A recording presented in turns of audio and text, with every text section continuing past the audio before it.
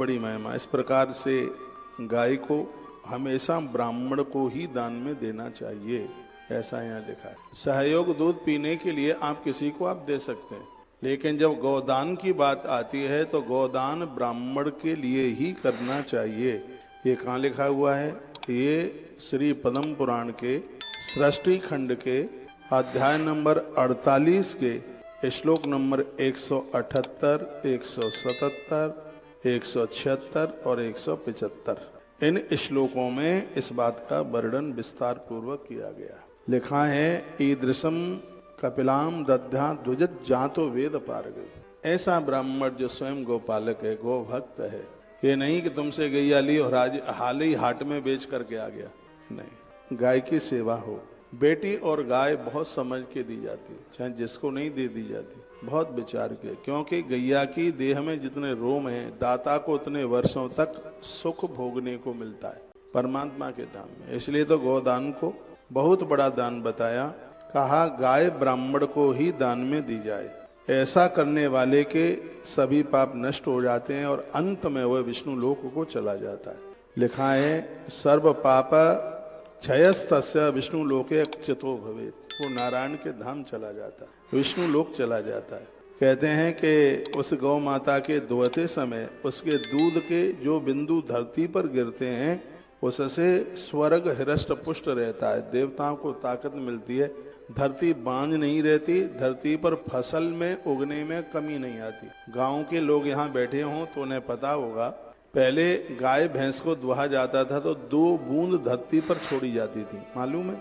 वो यहाँ पर लिखा हुआ है। लिखा है, तस्याम तो दुहीयमाना नाम भूमौ पततम बिंदवा।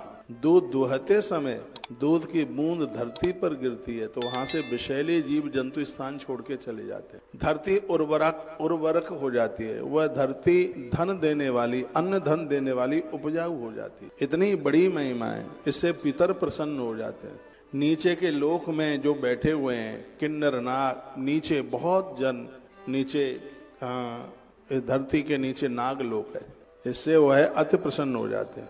कहते हैं देवताओं के बगीचे सूखते नहीं है। मृत्यु लोक में जो गौ माता की दूध की धार धरती पर गिरी है, वहां से स्वयंभू देव प्रकट हुए। श्याम बाबा की बात मैं आपको करूं, और भी ऐसे बहुत मंदिर है, वो है ही नहीं यहाँ।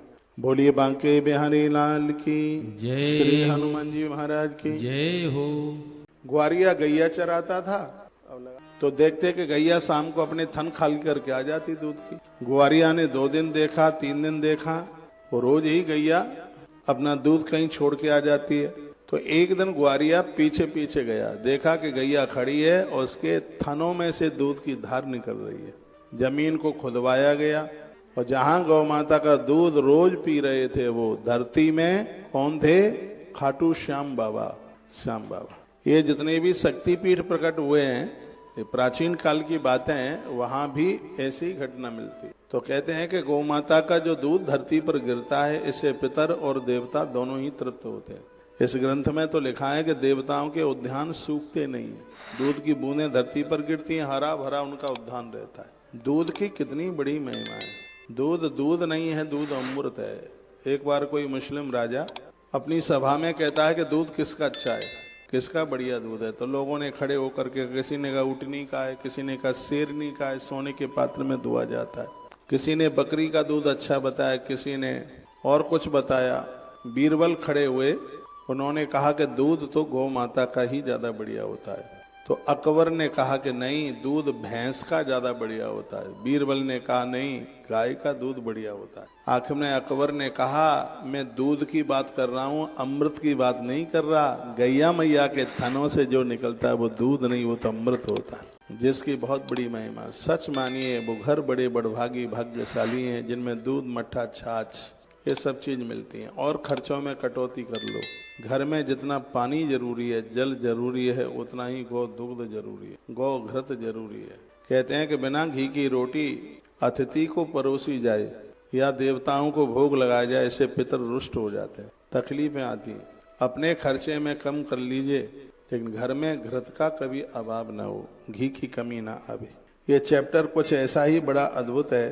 कहा गया है, गोदान करने वाले लोग मृत्यु के पश्चात 1,00,000% भगवान के धाम जाते हैं और उन्हीं उद्यानों में उन्हें भ्रमण करने का मौका मिलता है। जो उद्यान 2 बूंदें धरती पर गौ माता के दूध दोहते समय जो डाली गई हैं, उसी से वो फलीभूत हुए।